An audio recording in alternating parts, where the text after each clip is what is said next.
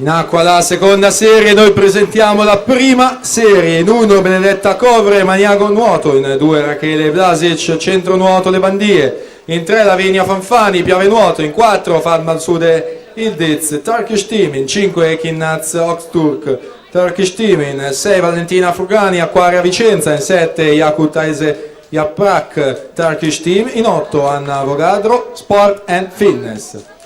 Si conclude la seconda serie, Alice Montagnera 31 e 22 dalla settima